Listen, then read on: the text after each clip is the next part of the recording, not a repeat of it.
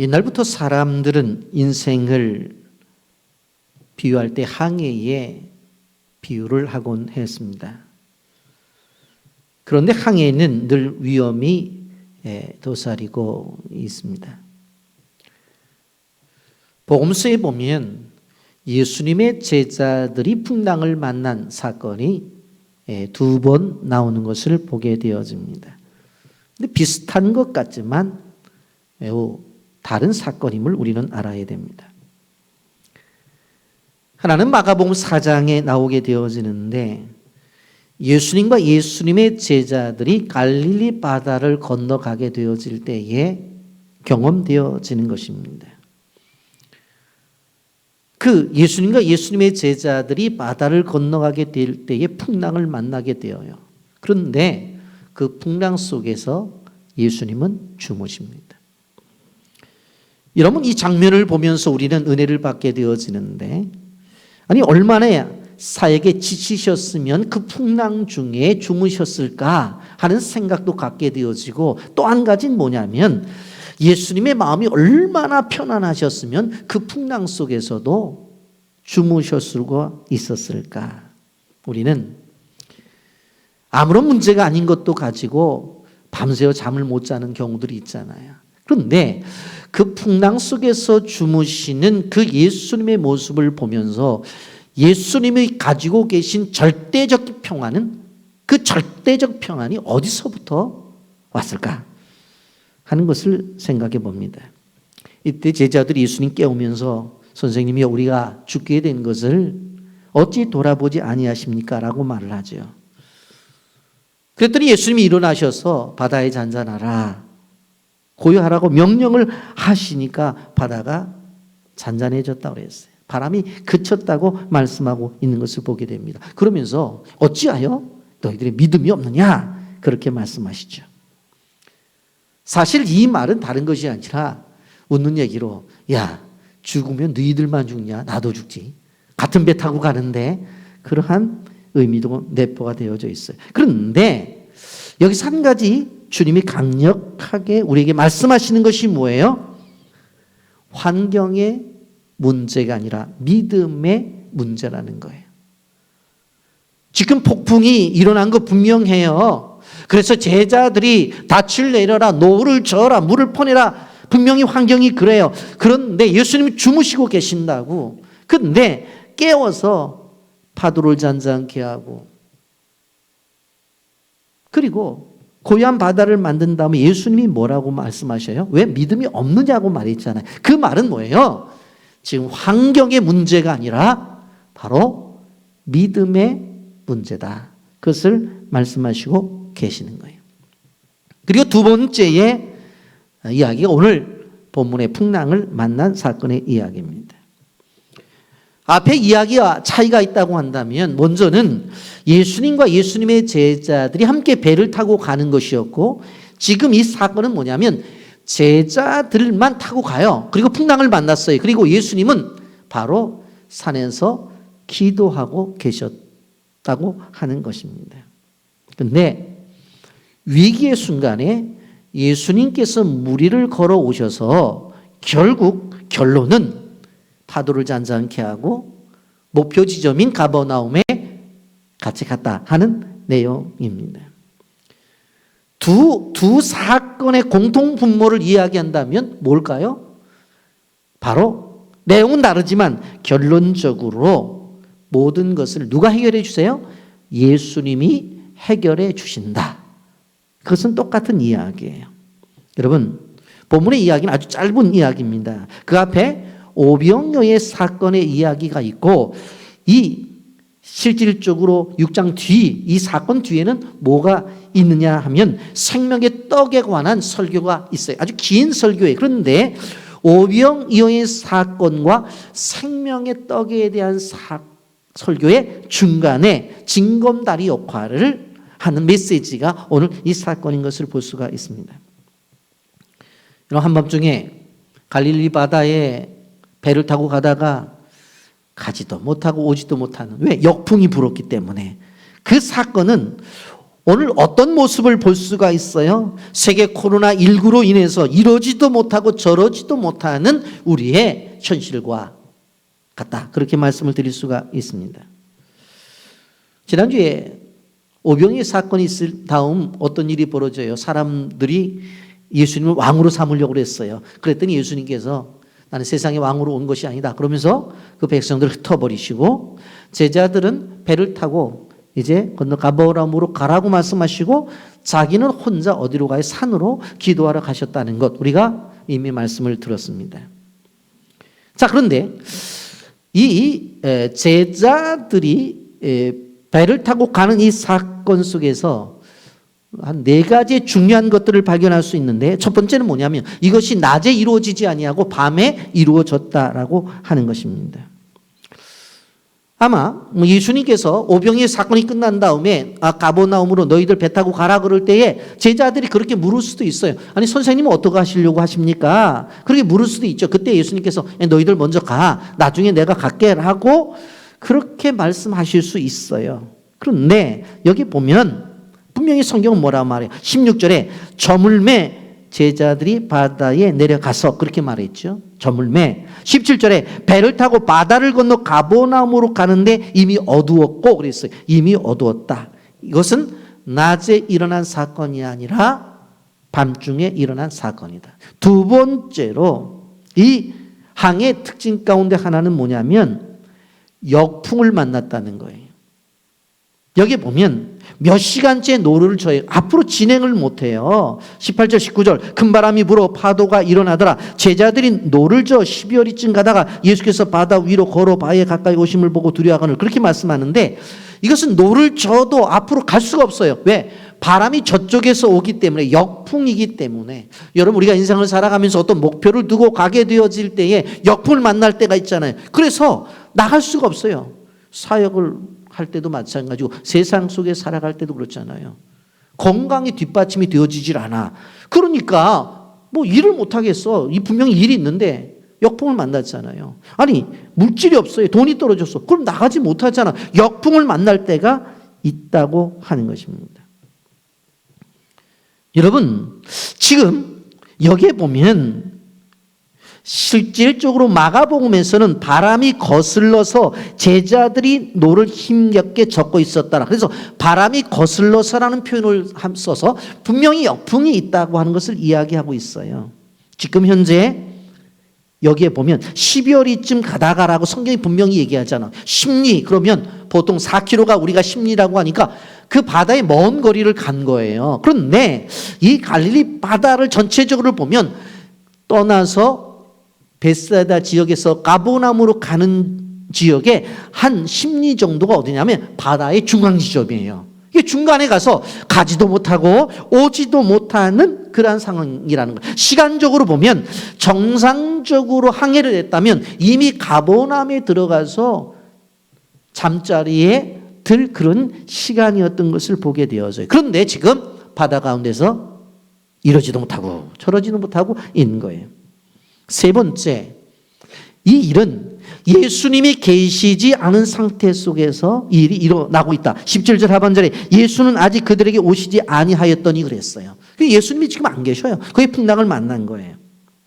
그리고 네 번째는 이러한 일이 있을 때 예수님이 그 무리를 걸어 오셔서 바로 이 문제를 해결하셨다고 하는 거예요. 이런 요한복음 우리가 말씀을 듣고 있는데 이것은 5번째 표적이에요. 그러니까 표적이라고 하는 것은 분명 그 사인이 있다고 그랬죠. 뜻이 있다고 그랬죠. 이 도대체 오늘 이 말씀을 통해서 우리에게 주시고자 하시는 뜻이 도대체 뭐냐?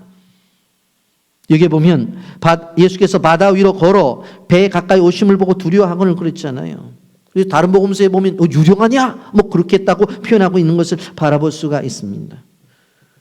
이런 제자들이 보게 되어질 때에 바다 위로 4-5km를 걸어왔다는 것은 지금까지 생각도 못했고 본 적도 없어요. 뭐 거리가 얼마가 되어야지 야 예수님께서 수영하고 오셔서 뭐 그렇게 말을 하든지 아니면 좀 가까워 예수님이 아니 워낙 실력이 있어 점핑해 갖고 오셔서 그러지만 이게 심리가 되는 길을 어떻게 예수님이 오실 수 있냐고. 근데 걸어오셨다고 그러잖아요. 그리고는 배에 오르셨어요. 그리고 뭐라고 말씀해요? 나야 너희들 두려워하지 말아라. 그리고는 말씀 한마디에 모든 것이 정리가 되고 목적지인 가버나움에 도착했다는 말씀이잖아요. 여러분 20절 21절 결론 이렇게 말하잖아요. 이르시되 내니 두려워하지 말라 하신대 이에 기뻐서 내로 영접하니 배는 곧 그 길이 가려던 땅에 이르렀더라. 배가 어디로? 가려던 땅에 가나안에 이르렀다라고 하는 것입니다. 여러분 이러한 배경적인 것들을 놓고 오늘 본문을 조금 더 깊게 생각을 해보려고 그래요. 먼저 첫 번째 생각해 볼 수 있는 것은 제자들임에도 불구하고 왜 폭풍을 만나냐는 거예요. 이 왜 폭풍을 만났어요? 즉 폭풍을 만난 사람들이 누구예요? 제자들이라고요. 쉽게 말하자면 왜 의인이 고난을 받느냐라는 거예요. 왜 하나님의 자녀들의 삶 속에서 왜 고난이 있느냐라고 하는 거예요. 여러분 인생이 고난을 당하게 되어질 때 죄로 말미암아 고난을 당할 수 있어요. 그런데 다 그런 거 아니에요. 의인도 고난을 당할 수 있다고 하는 것입니다. 여러분 그러면 왜 의인에게 이 고난을 하나님이 허락하시느냐? 다른 것이 아니라 그것은 그 고난을 통해서 하나님의 일하심을 경험할 수 있다는 거예요. 하나님의 임재를 경험할 수가 있다고 하는 거예요. 파도에 힘들어하는 제자들에게 예수님께서 오셨잖아요. 주님의 임재잖아요. 그래서 문제를 해결해 주잖아요. 그것을 경험케 하시는 거예요. 여러분이 대표적으로 욥의 고난과 요셉의 고난을 생각해 볼 수가 있습니다. 이런 욕서 1장에 보면 욥에 대해서 뭐라고 말해? 당대의 의인이었다. 온전하고 그리고 정직하고 하나님을 경외하고 악에서 떠난 존재라고 말을 했어요. 여러분 분명히 성경은 뭐라고 말해? 악에서 떠난 존재다. 곧 이 욥에 대한 고난은 죄 때문에 온 고난이 아니라고 하는 거예요. 여러분 생일 때마다 자녀들이 욥의 가정에 모였는데 아들이 7에다가 딸이 3이었어요. 그러면 자녀들만 해도 10명이니까 10번은 모였잖아요. 사위, 자부 모였으면 20번은 모였겠네. 엄마, 아빠 모였으면 제가 계산해 보니까 한 달에 2번씩은 모였다고. 그런데 그것이 끝난 다음에 어떤 일이 일어나요? 욥이 제사를 드리잖아요. 혹시 이 아이들이 모여서 서로 간에 미워하고 질투했다고 한다면 용서해달라고 제사를 드리잖아요. 부모가 얼마나 의로운 존재. 그런데 사단이 어떻게 해요? 어느 날 돌아다니다가 하나님 앞에 섰는데 야 너 어디 갔다 오냐? 세상을 돌아다녔습니다. 거기서 욥 하나 봤냐? 진짜 나만 믿고 진짜 나를 사랑하는 아이야? 그랬더니 에이 하나님께서 품고 계신가 그러지 하나님이 좀 놔둬보세요. 그 욥이 그렇게 하나님을 섬기냐? 한번 해봐라. 그래갖고 고난이 나타나잖아요. 얼마나 참혹한 고난이었어요. 한날에 그 사랑하는 자녀들을 다 잃어버려 그 많던 재산들이 다 날아가 버려 그가 가지고 있던 그 건강함도 잃어버려서 나중에 악창 때문에 피부로 인해서 쥐와장을 벅벅 긁어야지만 살 수가 있었어요. 사랑하는 아내도 하나님을 저주하면서 떠나버리잖아요. 그런데도 주신 자도 여호와시요 취하신 자도 여호와라고 하면서 고난을 견뎌내잖아요. 의인이 경험하는 고난이. 여러분 요셉을 보세요. 여러분 성경 인물들 가운데서 예수님을 닮은 인물에 대해서 요셉을 이야기하는데 여러분 그가 얼마나 억울한 일을 당해요. 누가? 형들이 미워해서 동생을 팔아요. 보디발의 집에 가서 열심히 일하고 있는데 아내가 유혹을 하는 걸 물리쳤다고 해서 감옥 속에 가둬버려요. 여러분 우리가 생각해 봐요. 그래서 고난을 생각해 볼 때에 하나님이 주셨다라고 하는 것보다도 사람과의 관계 속에서 고난이 임하는 거예요. 그런데 그것을 어떻게 해요? 하나님이 허락하시는 거예요. 그냥 허락하시는 거예요. 여러분 실질적으로 형들이 요셉을 팔았지 하나님이 판 거 아니잖아요. 보디발의 아내가 유혹한 거를 물리쳤는데 그걸 자기 남편에게 고잘해갖고 감옥 속에 넣은 거는 보디발의 아내지 하나님이 한 건 아니잖아요. 하나님이 의인의 고난 속에서 그냥 가만히 보시고 계시는 거예요. 왜? 그것을 통해서 하나님의 일을 하고 그것을 통해서 하나님의 뜻을 성취하기 때문에 그래요. 본문에 제자들에게 나타난 고난도 마찬가지. 이런 오병이어의 사건이 끝난 다음에 갈릴리 바다에 배를 타고 가라고 그런 건 누가 하라고 그랬어요? 예수님이 가라고 그랬어요. 그럼 예수님이 가라고 그랬으면은 누구 말대로 노를 안 지어도 아주 순풍을 주셔갖고 그냥 순하게 가갖고, 야, 예수님 말씀 순종했더니 우리가 노도 안 지었는데 그냥 편하게 왔잖아. 그렇게 되는데 예수님이 가라고 한 곳에 갔는데 풍랑을 만나요. 그래서 순종하는 거잖아요. 가야 되니까. 그래서 노를 졌는데 역풍이 와서 갈 수가 없는 거예요. 갈 수가 없어. 노력 안 했어요? 노력했어요. 근데 끊임없이 제자 걸음이에요. 한치도 내다볼 수 없는 위기에 있다고 하는 것입니다. 여러분, 우리가 이해가 안 되지만 하나님께서 하나님의 영광을 위해서 우리를 고난의 한복판에 세워놓으실 때가 있다고 하는 것을 아셔야 돼요. 왜 그러시냐고요? 우리의 고난을 통해서 하나님께서 영광을 받으시기 위해서 그러는 거예요. 여러분, 아브라함의 경우를 보세요. 어느 날 아브라함을 불러가지고 뭐라고 말해요? 야, 이삿짐 싸라. 왜요? 내가 내게 지시할 땅으로 가라. 지시한 땅이 아니에요. 여러분, 어느 날 보니까 아버지가 야, 이삿짐 싸. 그래서 아버지 왜요? 이사 가려고. 어디로 가려고? 나도 몰라. 그러는 아버지가 신뢰가 가는 아버지? 능력 있는 아버지냐고. 이사 갈 때를 보여주고, 야, 지난번에 살던 집보다 더 좋잖아. 환경도 더 좋잖아. 집도 넓잖아. 뭐 그렇게 얘기해야지 애들이 고개를 끄덕거리는데 하나님이 아브라함 부르더니 어느 날 야, 이삿짐 싸. 왜요? 이사 가야 된다고. 어디로요? 몰라. 근데 아브라함 순종하잖아요. 순종하잖아요. 그래서 순종해서 가다가 보니까 가나안이라고 그래. 그러면 가나안에 가보면 누구 말대로 적과꿀이 흘러야 되잖아. 가봤더니 어떤 일이 벌어져요? 보니까 기근이래, 기근. 여러분, 저는 우리 교회 건축도 왜 하나님이 고난의 한복판에 세워놓으셨을까? 한복판에 세워놓으셨을까요? 하나님의 뜻이 분명히 있다고 생각해요. 여러분, 이스라엘 백성들이 애굽에서 나온 사건들을 한번 생각해 보세요. 애굽에서 나오게 될 때 얼마나 신났어요. 모세를 세워가지고 바로와의 어떠한 시험 속에서 10가지의 재앙을 통해서 힘있게 나왔잖아요. 그래서 하나님께서 어디로 갈까요? 모세를 통해서 하나님이 내비게이션을 통해 안내한 것이 뭐예요? 바로 홍해바다 앞이에요.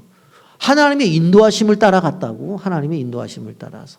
자기들 마음대로 판단해서 간 게 아니에요. 그런데 보니까 앞에는 홍해바다, 뒤에는 애국 군대가 쳐들어와요.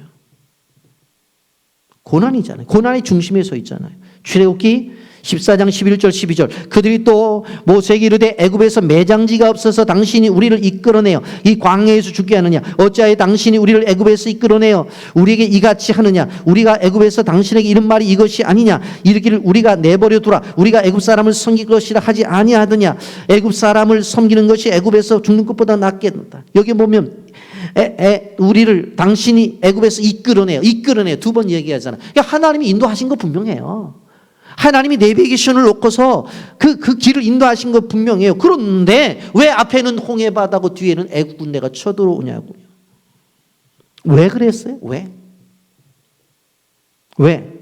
하나님이 영광을 받으시려고. 그 뒤에 사건을 알잖아요. 모세가 지팡이를 가지고 홍해를 가리켰더니 홍해가 쫙 흘러져요. 그냥 마른 땅처럼 건넜잖아요. 뒤에 애국 군대가 오니까 그 물이 합쳐져서 다 수장시키잖아요. 그래서 그 뒤에 모세의 노래가 나오잖아요. 하나님 앞에 영광을 돌리잖아요. 고난 속에서 우리에게 요구하시는 것은 하나님 앞에 영광을 돌리기 위한 것이다. 그런데 우리는 고난당할 때 왜 나냐고 그렇게 물어요. 왜 나만 겪는 고난이냐고 묻지 말라고 그러잖아요. 그런데 계속 물어요. 왜 나야? 왜 나야? 왜 우리 가정이야? 왜 우리 교회냐? 하면서 끊임없이 질문을 한다는 거예요. 여러분, 죄를 지어서 고난이 찾아왔다면 죄를 회개하면 끝나는 거니까 오히려 쉬워요. 그런데 성도로서 하나님의 자녀로서 다가오는 고난은 이건 죄 때문에 온 것이 아니기 때문에 더 힘들어요. 욥을 보세요. 요셉을 보세요. 여러분, 죄로부터 온 고난이라면 해결책이 빨라. 죄 구하면 되니까. 그런데 욥의 고난과 요셉의 고난을 보면 그런 게 아니잖아요. 어때요? 그때는 인내해야 되는 거예요. 그리고 끝까지 믿음을 가지고 나가야 되는 거예요. 하나님 앞에 영광을 돌릴 때까지. 이게 중요한 거예요. 참아야 돼. 다른 방법이 없어. 견뎌내야 돼요. 다른 방법이 없어요. 그러면서도 하나님을 향한 믿음을 가져야 된다고 하는 거예요. 그렇기 때문에 성도의 삶 속에서 중요한 것은 무엇인가 하면 고난 중에 참고 견디는 인내가 필요하고, 더군다나 더 중요한 것은 고난 중에도 하나님을 믿는 믿음이 필요하다고 하는 거예요. 그게 무지하게 중요한 거예요.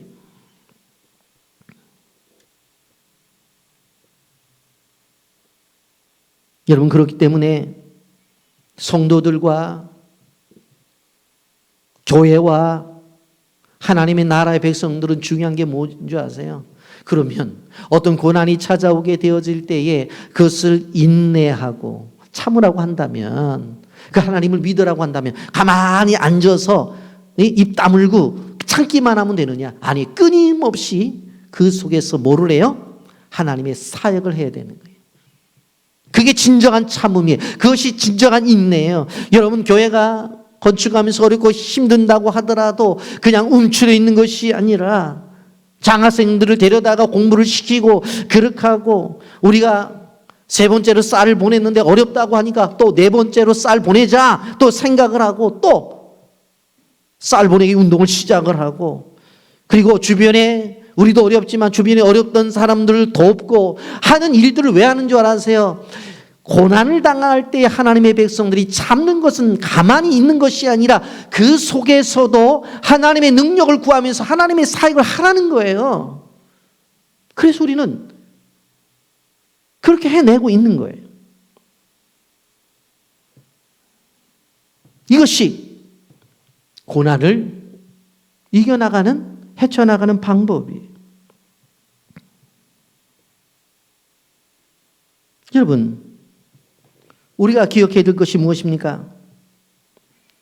이렇게 우리 인생을 통해서 고난을 이겨내지만, 그러나 한 세 가지 정도 제가 좀 말씀을 드리려고 해요. 고난이 찾아올 때 어떻게 해야 되느냐? 먼저 하나님의 선하심을 믿어야 돼요. 하나님의 사랑과 하나님의 능력을 의심해서는 안 돼요. 고난이 찾아오게 되면 많은 사람들이 그런 생각을 해요. 아, 하나님이 나를 사랑하지 않으시는구나. 하나님이 나를 버린 것이 아닌가. 그런 생각을 할 때가 있어요. 그럴 때 그런 생각을 단호히 물리쳐야 돼요. 여러분, 존 파이퍼 목사님이라고 하는 아주 유명한 목사님이 계십니다. 그분이 무료로 볼 수 있는 이북을 하나 만드셔서 공개를 했는데, 그 책 중에 내용 속에 보게 되어지면 이 코로나 바이러스 속에서 그리스도인들이 가져야 될 생각이 뭐냐 하면, 이 대재앙 속에서도 하나님의 선하심과 하나님의 사랑과 하나님의 능력의 지혜를 의심하지 말라는 거예요. 분명코 이 안에는 하나님의 선하심이 있대, 하나님의 사랑이 있대, 그리고 하나님의 능력이 있다는 거예요. 그걸 의심하지 말라는 거예요. 그리고 이 재앙 속에서도 하나님의 일하심을 분명히 기억하라는 거예요. 그러면서 그 책 안에 개인적인 간증을 해요. 예? 15년 전인 2005년에 자기가 암 진단을 받았을 때에 두려움이 엄습해 왔대요. 그래서 하나님께 기도를 했어요. 하나님, 이것 좀 낫게 해달라고. 그랬는데 죽을 걱정이 있어서 한없이 걱정할 때 하나님께서 주신 음성이 뭔가 하면, 파이퍼야, 살든지 죽든지 너는 나와 함께 있을 것이다. 그는 무엇을 요구했어요? 걱정하지 말아라. 내가 너를 살게 해줄 것이다. 성경에 히스기야 왕이 15년 산 것처럼 기도해라. 내가 너를 살게 해줄 것이다. 그렇게 말씀해 주기를 원했는데 살든지 죽든지 나와 함께 있을 것이라. 그렇게 이야기를 했다고 하는 거예요. 여러분, 우리는 기억해야 돼요.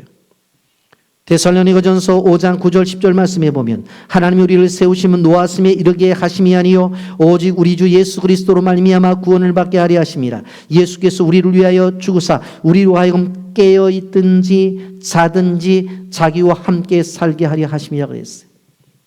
깨어 있든지 자든지. 살아도 주를 위해 살고 죽어도 주를 위해 죽는다고 하는 사도 바울의 고백처럼 우리는 우리의 삶 속에서 무엇을 생각해야 돼요? 내가 살아서 하나님의 영광을 돌린다면 살아서 영광을 돌리는 거고 죽어서 영광을 돌린다고 하면 죽어서 영광을 돌리는 것에 대해서 생각을 해봐야 돼요. 파이퍼 목사님이 그 음성을 들은 거예요. 이렇게 제가 설교를 해도 설교를 들으면서 우리 성도님들은 그렇게 이야기할 거예요. 목사님 그래도 나는 살기를 원합니다. 그렇게 할 거예요. 여러분. 그런데 성경은 살든 죽든 목표는 하나님 앞에 영광이에요.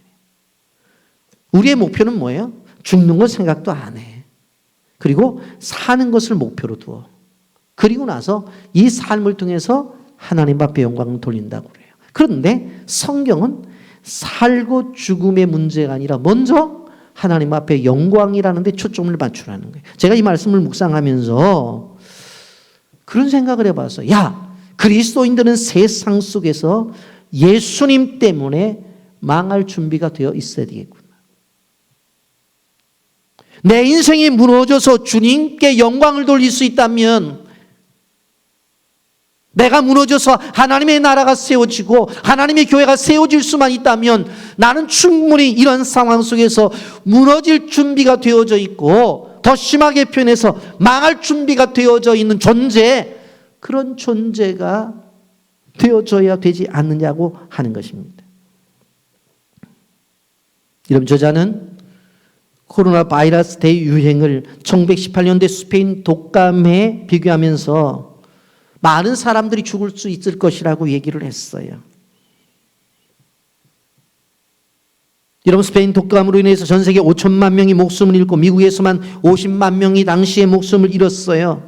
여러분, 죽음이라고 하는 것은 멀리 있는 것이 아니에요. 다른 누구의 문제가 아니에요. 나도 죽을 수 있다고 하는 거예요. 질병과 사고로 인해서 내일이라는 날이 나의 날이 아닐 수도 있다고 하는 것입니다. 그렇기 때문에 우리는 살든지 죽든지 주와 함께 한다고 하는 이 삶의 철학을 가지고 나가야 된다고 하는 것입니다. 이럴 때 어떤 두려움이 찾아와도 그 속에서 우리는 흔들리지 않고 소망과 평안을 누리며 살 수가 있다고 하는 것입니다. 여러분, 가을의 꽃 그러면 뭐예요? 코스모스예요. 여러분, 이렇게 복개천 옆에 가보면은 코스모스가 엄청나게 많이 피어 있어요. 그래서 평소 때 보면 많은 사람들이 와서 사진을 찍는 것을 볼 수가 있어요. 근데 코스모스를 보게 되면 빨간 색깔, 분홍 색깔, 아름다운 색깔이 있는데 코스모스의 특징을 보면서 제가 깜짝 놀랐던 것은 뭔가 하면은 코스모스는 작은 바람에도 흔들려요. 제가 가서 한번 불어봤어요. 후 부니까 제 입김에도 코스모스가 흔들려. 그런데 또 한 가지 중요한 것은 뭐예요? 코스모스는 작은 바람에 흔들려도, 입김에 흔들려도, 큰 바람에 흔들려도 꺾어지지는 않는다는 거예요. 그대로 있어요. 바람에 흔들렸던 코스모스를 그 다음날 가보세요. 그냥 있지. 여러분들이 입김을 훅 불어서 흔들렸던 경험을 했던 코스모스를 가서 보세요. 그 다음에 더 이쁘게 여러분을 맞이할 거예요. 여러분, 들에 있는 모든 것들이 서리를 맞으면 죽어가도 이 코스모스는 자태를 뽐내요. 성도 인생이 그래요.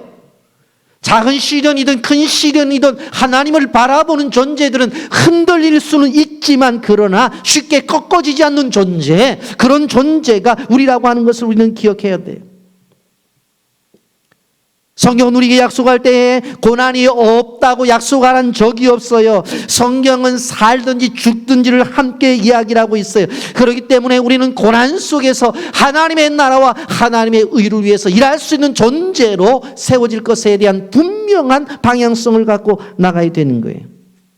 이 고난 속에 하나님의 선하심이 있다. 아멘입니까? 두 번째로 고난을 이기는 비법. 믿고 인내하는 거예요. 고난을 이기는 특별한 방법이 없어요. 하나님이 다 해결해 주실 때까지는 다 이 고난의 유익을 믿고 나가는 거예요. 이런 시편 기자가 시편 119편 71절 말씀 이렇게 말씀했습니다. 고난당하는 것이 내게 유익이라 이로 말미암아 내가 주의 윤례들을 배우게 되었나이다 그랬어요. 여러분 참으로 대단한 말씀 아니에요? 고난이 유익이라니. 고난이 유익이라니. 요즘 자녀들은 체벌을 하는 자녀들이 없습니다만은 아이 잘못했을 때 종아리를 때리는데 아프지 안 아픈 애가 어디 있어요? 근데 유익이래 유익. 우리에게 다가오는 이 고난의 관점을 바로 믿음의 관점으로 보라는 거예요. 그리고 그 믿음의 관점을 통해서 그것이 우리에게 유익이라고 하는 사실을 인정하고 나가라는 거예요. 야고보서 1장 2절 4절 내 형제들아 너희가 여러 가지 시험을 만나가든 온전히 기쁘게 여겨라. 시험을 만나가든 기쁘게 여겨라. 이는 너희 믿음의 시련이 인내를 만들어내는 줄 너희가 알미라. 인내를 온전히 이루라. 이는 너희로 온전하고 구비하여 조금도 부족함이 없게 하려 합니다. 여기 뭐라고 말해? 여러 가지 시험을 당하거든. 내가 알아서 시험 찾아가는 것이 아니라 가만히 있는데 시험이 다가와. 당했다. 무슨 뜻인 줄 알지요? 나 당했다. 시험을 당해. 그랬는데 기쁘게 여기래. 이유가 뭔 줄 아세요? 너의 믿음의 시련이 인내를 만들어내고 인내를 온전히 이루면 부족하고 조금도 부족함이 없는 그런 삶으로 만들어 주신다. 그런 인격자로 만들어 주신다는 거예요. 그래서 그리스도인들은 어떠한 고난이 찾아오게 될 때에 그것을 숨는 것이 아니라 그 아래서 버티고 견뎌내는 거예요. 그러면 그 인내를 통해서 성숙되어져요. 그래서 시련을 통해서 예수님을 닮은 사람으로 만들어진다고 하는 것을 성경이 말해요. 그래서 결국 이 고난이 유익이라는 거예요. 여러분 그 다음에 무엇을 해야 돼요? 이런 고난을 이기기 위해서는 영적인 무장이 필요해요. 여러분 고난을 당할 때도 고난은 영적 싸움이라는 생각을 갖고 나가야 되는 거예요. 그러다면 하나님의 전신갑주를 입어야 돼요. 영적 싸움과 바이러스의 모습을 보면 비슷한 점이 있어요. 그것이 무엇입니까? 바이러스도 보이지 않고 악한 마귀도 보이지 않는다고 하는 거예요. 그리고 또 한 가지 또 비슷한 것이 뭔 줄 아세요? 위험한 일이라고 하는 거예요. 여러분 사단이 공략을 통해서 무너지는 사람이 얼마나 많은지 몰라요. 영적으로 무너지는 존재들이 많아요. 한마디로 말하면 영적으로 죽는 거죠. 코로나 바이러스로 인해서 어제 일자 전 세계에 죽은 사람들을 보게 되니까 107만 명이라고 그랬어요. 정확한 숫자는 107만 2040명이에요. 우리나라도 430명이 사망을 했어요. 여러분, 이런 분열이, 이러한 죽음이 찾아오는 거예요. 그러니까 영적인 전투 속에서도 죽음이 오고 이 바이러스를 통해서도 죽는 사람들이 와요. 그래서 무서워하는 거예요, 사람들이. 그리고 세 번째는 뭐예요? 분열이에요, 분열. 나라와 나라가 분열되잖아요. 그래서 아시다시피 인천공항의 비행기들이 다 그냥 있잖아요. 왜? 다른 나라가 문을 열어주지 않으니까. 민족과 민족을, 유럽 예전에는 어떻게 돼요? 나라가 같은 땅덩어리에 있으니까 그냥 건너 왔다 갔다 했는데 지금은 민족과 민족이 오가지 못해요. 미국과 중국은 신냉전 시대에 들어왔어요. 몇 해 전만 해도 어깨동무하고 친구라고 그러더니 여러분 악한 마귀도 공격을 하잖아요. 그래서 공동체를 분열시키잖아요. 만나지 못하게 하잖아요. 이번 추석 명절 때 제가 얘기했잖아요. 얘들아 내려오지 말아라. 부모도 못 만나잖아요. 못 만나잖아요. 교회도 분열시키잖아요. 교인들이 못 만나잖아요. 자꾸 분열시켜요. 분열시켜요. 이게 이 바이러스와 이 영적인 사탄이 행동하는 거예요. 그러면 바이러스의 침투를 막기 위해서는 어떻게 해요? 마스크를 쓰고 손소독을 하고 운동을 해서 건강을 밥 세 끼 열심히 먹고 해서 바이러스가 침투했을 때에 어떻게 해요? 그것을 내보낼 수 있는 그런 정략을 키워야 되잖아요. 그러면 우리도 마찬가지예요. 영적인 부분에 있어서 이러한 일들이 있을 때 어떻게 해야 돼요? 우리 무장을 해야 돼요. 에베소서 6장 13절부터 17절. 그러므로 하나님의 전신갑주를 취하라. 이는 악한 날에 너희가 능히 대적하고 모든 일을 행한 후에 서기 위함이라. 그런즉 서서 진리로 너희 허리띠를 띠고 의의 호신경을 붙이고 평안의 복음이 준비한 것을 신을 신고 모든 것 위에 믿음의 방패를 가지고 이로써 능히 악한 자의 모든 불화살을 소멸하고 구원의 투기와 성령의 검 곧 하나님의 말씀을 가지라 그랬어요. 이 순서를 좀 바꿔서 제가 우리 몸의 순서대로 말한다면 구원의 투구, 우의 흉배, 호신경이라고 그랬죠. 진리의 허리띠, 복음에 예비한 신발, 한 손에는 믿음의 방패, 하나는 성령의 검. 이게 우리가 가져야 될 거예요. 그런데 여러분 생각을 해보세요. 우리가 나가서 전도를 하면서 구원의 투구를 쓰고서 나는 구원받은 백성이다라고 보여줘야 되는데 그거 못하잖아요. 어떤 의로운 심정을 가지고 사람들과 만나서 대화를 해야 되는데 못하잖아요. 진리의 허리띠를 사용할 수 있는 방법이 있어요. 복음에 예비한 신발을 신고 여름이면 단기 선교를 가고 그러던 일들을 할 수 있는 못하잖아요. 믿음의 방패를 가지고 있다는데 믿음을 쓸 수가 없어. 하나님의 진리의 말씀, 성령의 검인 말씀을 가지고 휘둘러야 되는데 지금 그러지 못해요. 여러분, 이 속에서 우리가 깨달아야 될 것이 뭐냐면 절대적으로 여기에서 머물러 있으면 안 된다는 거예요. 그 속에서도 구원받은 백성의 모습을 끊임없이 보여줘야 돼요. 구원의 투구의 모습을 보여줘야 돼요. 의의 호신경, 그 의로움을 가지고 있는 것들을 세상 속에 이 코로나 시대 속에서도 보여줘야 돼요. 진리로 살아가는 사람들이 어떤 모습인가 보여줘야 돼요.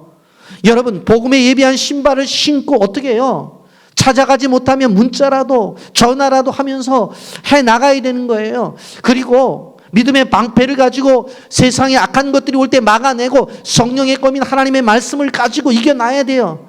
그래서 123 기도회를 통해서 어떻게 하라고 그랬어요? 매일 오는 말씀을 묵상하고 하루에 다가오는 기도의 제목을 가지고 붙잡고 기도하면서 나가야 되는 거예요. 이런 것이 없으면 안 돼요. 영적 무장을 하지 않으면 무너질 수밖에 없다고 하는 거예요. 여러분, 이겨나갈 수 있는 방법이 하나님의 선하심을 믿고 그리고 믿고 인내하면서 그리고 영적 무장을 해라. 여러분, 이러한 가운데 우리가 한 걸음 기억할 것은 이 고난당하고 있는 제자들에게 예수님이 바다 위를 걸어오셨다고 하는 것입니다. 여러분, 고난에서 승리하기 위해서 이 제자들이 노력 안 했나요? 노를 저어라, 물을 퍼내라, 닻을 내려라 하면서 열심히 했을 거예요. 그런데 되지를 않아요. 열심히 노를 젓는다고 해서 가버나움까지 갈 수가 없었다고 하는 거예요. 여러분, 저는 이 본문을 통해서 아주 중요한 원리를 깨달았어요. 지금까지 제가 말씀을 드린 1대지, 2대지도 중요하지만 이 세 번째 대지가 무지하게 중요하다는 것을 여러분들 꼭 기억하고 잘 들으셔야 돼요. 여러분, 여기에서 제자들이 위험을 당할 때 주님 앞에 엎드려 기도했다는 이야기가 있느냐? 없어요. 주님의 이름을 불렀다는 이야기가 있느냐? 없다는 이야기예요. 그 누가 기도하고 이 사실을 누가 알았어요? 주님이 아셨고 주님이 기도하고 주님이 찾아오셨다는 거예요. 마가복음 6장 46절부터 48절 전반절까지 보면 무리를 작별하신 후에 기도하러 산으로 가시니라. 저물매 배는 바다 가운데 있고 예수는 홀로 무태에 계시다가 바람이 거스름이로 제자들이 힘겹게 노젓는 것을 보시고, 이 한 기절을 한번 보세요, 여러분. 무리를 작별하신 후에 산에 가셨어요. 왜? 기도하러 가셨어요. 지금 예수님이 기도하고 계신 거예요. 저물매 배는 바다 가운데 있었다고 그랬죠. 지금 육지를 떠나서 10리 정도 갔으니까. 그런데 예수는 홀로 무태 계시다가, 예수님은 지금 바다에 없고 무태 계셔요. 그런데 바람이 거스림으로, 바람이 역풍으로 거스림으로 제자들이 힘겹게 노젓는 것을 보시고 그랬어요. 그 멀리에서 예수님은 기도하시면서 제자들이 노젓고 그 고통당하는 것을 보셨어요. 기도 누가 하고 계세요? 예수님이 하고 계십니다. 고통을 당하러 찾아오시는 분이 누구세요? 그것을 보신 분이 누구예요? 예수님이에요. 그리고 찾아오신 분이 누구예요? 예수님이라고 하는 거예요. 여러분, 우리가 고난을 당하게 될 때 너무 힘들고 어려워서 정말 주님이 이름을 부르지 못하고 정말 그럴 때가 있어요. 여러분, 그럴 때 우리의 고난을 보시는 분이 계시고, 그 고난을 보시기만 한 것이 아니라 그 고난당한 우리를 찾아오시는 분이 계시다는 사실을 우리는 기억해야 되는 거예요. 어떤 분들은 이렇게 얘기를 해요. 기도하지 않아서 그렇다고 기도해보라고. 그런 문제. 맞아, 기도해야 되지. 우리도 그런 생각을 해요. 그런데 기도를 하려고 해도 너무 힘드니까 기도가 안 돼. 한숨만 나와. 하나님 믿지 않는 건 아니야. 기도도 안 돼. 하나님이 날 버리신 것이 아닌가 그런 생각을 들을 때가 있어요. 하나님의 존재가 확실한가 그렇게 의심이 들 때가 있다고. 그런데 우리가 기억해야 될 것은, 그러한 상황 속에서도 우리가 믿어야 될 것은, 우리의 그러한 상황을 주님은 다 보고 계시고, 그리고 주님은 일하고 계신다는 거예요. 그 일하심이 뭐예요? 찾아오시는 거예요. 그리고 고난당하는 그 제자들의 배를 타신다고 하는 거예요. 여러분, 기도에 강조하고 있는 누가복음에는 예수님이 베드로를 위해서 기도하신다는 말씀을 분명히 하고 있어요. 누가복음 22장 31절부터 32절에 보게 되어지면, 시몬아 시몬아 보라, 사단이 너희를 밀가부르듯 하려고 요구하였으나 그러나 내가 너희를 위하여 내 믿음이 떨어지지 않기를 기도하였노니 너는 돌이킨 후에 내 형제를 굳게 하라 그랬어요. 여러분, 여러 가지 시험 속에 있을 때에 베드로가 예수님을 향해 기도한 것이 아니라 예수님이 베드로를 위해서 기도하셨다고 하는 거예요. 그러면 그때만 기도하셨느냐? 아니에요. 부활 승천하신 다음에도 로마서 8장 34절 말씀에 보면, 누가 정죄하리요? 죽으실 뿐 아니라 다시 살아나신 이는 그리스도시니 그는 하나님 우편에 계신 자요 우리를 위해서 간구하시는 자시니라. 우리가 기도 안 한다고 기도를 끝난 게 아니라, 우리가 기도를 하지 않아도 우리를 위해서 십자가에 죽으신 예수 그리스도께서 기도하시고, 지금도 우리가 기도를 하지 않아도 하늘에 계신 우리 주님께서 우리를 위해서 중보기도 하고 계신다는 거예요.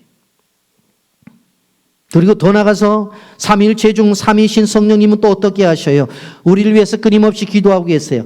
로마서 8장 26절 27절 보면, 이와 같이 성령도 우리의 연약함을 도우시나니 우리는 마땅히 기도할 바를 알지 못하나 오직 성령이 말할 수 없는 탄식으로 우리를 위하여 친히 간구하시느니라. 마음을 살피시는 이가 성령의 생각을 아시나니 이는 성령이 하나님의 뜻대로 성도를 위하여 간구하심이라 그랬어요. 여러분, 우리는 연약해서 마땅히 기도할 바를 알지 못해요. 무엇을 위해서 기도할지도 잘 몰라. 그래서 기도하시죠. 뭘 위해 기도할지를 잘 모르겠는데요. 앉자마자 1분도 안 돼서 일어나서, 왜? 기도 끝났는데요. 기도를 어떻게 해야 될지, 무엇을 해야 될지도 모른다니까. 그런데 성경은 뭐라고 말해요? 마땅히 기도할 바를 알지 못하는 이를 위해서 성령은 말할 수 없는 탄식으로 우리를 위해서 친히 간구하신다고 했어요. 그러면서 마음을 살피시는 이가 성령의 생각을 하시나니 이는 성령이 하나님의 뜻대로 성도를 위하여 간구하십니다. 우리가 하나님의 뜻대로 살게 하기 위한 목적을 가지고 성령님은 나를 위해서 중보기도 하신다고 하는 것입니다. 우리의 기도도 필요하지만 예수님의 기도와 성령님의 기도와 비교한다고 한다면 비할 바가 못 돼요. 이런 모래 위의 발자국이라는 시에 대해서 들어보셨을 것입니다. 시인이 꿈속에서 모래밭에 두 명의 발자국을 보는 거예요. 그래서 얼마나 기분이 좋은지, 주님이 저랑 늘 동행을 하셨군요. 너무나 감사합니다 하고 기뻐했어요. 그런데 어느 지역을 보다 보니까 발자국이 하나밖에 없어요. 그래서 항의라는 거예요. 하나님이 어떻게 이럴 수가 있습니까? 내가 그 고통 중에 하나님은 어디가 계시고 나를 혼자 두어서 이렇게 혼자 가게 만들었습니까? 그때에 어떤 음성이 들려집니까? 그 모래 위의 발자국은 내 것이 아니라 내 것이란다. 그 어려운 때에 내가 너를 등에 업고 걸었단다. 그렇게 주님이 말씀하시잖아요. 영상 보고 말씀 계속하겠습니다. 어느 날 나는 꿈을 꾸었습니다. 꿈속에서 나는 주님과 함께 바닷가를 거닐고 있었습니다. 하늘 위로는 내 인생의 여러 순간들이 마치 영화의 한 장면처럼 지나가고 있었습니다. 나는 각 장면마다 두 사람의 발자국이 모래 위에 새겨져 있음을 발견하였습니다. 그중 하나는 나의 것이었고 다른 하나는 주님의 것이었습니다. 내 인생의 마지막 장면이 나와 주님에게서 사라지려는 순간 나는 모래 위에 남겨진 발자국들을 뒤돌아보았습니다. 내 인생의 행로에서 여러 번 오직 한 사람의 발자국만 남겨져 있음을 발견하였습니다. 그리고 그런 일이 내가 매우 슬프고 괴로웠을 때 일어났다는 것을 알았습니다. 이러한 사실로 인하여 너무나 괴로웠던 나는 주님께 물어보았습니다. 주님께서는 내가 너와 함께하리니 너는 항상 나를 따를지어다 라고 말씀하셨잖아요. 그런데 내 인생의 가장 어려웠던 시절을 돌이켜보니 오직 나의 발자국만 남겨져 있더군요. 어느 때보다도 주님이 필요했던 바로 그때, 어찌하여 주님은 내 곁을 떠나셨는지 나는 정말로 이해할 수 없습니다. 그러자 주님께서 대답하셨어요. 사랑하는 나의 아들아, 나는 너를 누구보다 사랑한단다. 네가 시련과 고통을 당하고 있었을 때 나는 한 번도 네 곁을 떠난 적이 없었느니라. 네가 한 사람의 발자국밖에 볼 수 없었던 바로 그때는 내가 너를 안고 가던 때였느니라. 그 모래 위의 발자국은 내 것이 아니라 내 것이란다. 그 어려운 때에 내가 너를 등에 업고 걸었단다. 여러분, 우리는 기억해야 돼요. 우리가 인생길에 있어서 맞바람 같은 고난을 당할 때가 있습니다만은 내가 노력하고 수고하고 애써도 실질적으로 제자리를 맴돕는 그런 어려움을 겪을 수 있습니다만은 여러분, 하나님은 나 혼자 내버려 두지 않고 주님이 함께 하신다는 사실을 우리는 기억해야 돼요. 어떤 때는 버림을 당하는 것 같은 느낌을 들 때가 있어요. 아무리 기도를 하고 싶어도 기도가 나오지를 않아요. 그러나 그 순간에 우리의 입술은 기도의 문이 닫혔을지라도 성령님은 끊임없이 기도하고 계신다는 사실을 우리는 기억해야 돼요. 예수님 오셨어요? 결론이 나요. 요한복음 6장 20절과 21절 말씀입니다. 이르시되 내니 두려워하지 말라 하신대 이에 기뻐서 배로 영접하니 배는 곧 그들이 가려던 땅에 이르렀더라. 예수님이 배에 타니까 그냥 가려던 땅 가버나움에 도착을 하는 거예요. 밤 사경까지 맞바람이 부딪혀서 움직이지도 못한, 옴짝달싹하지도 못한 그 배가 움직인 거예요.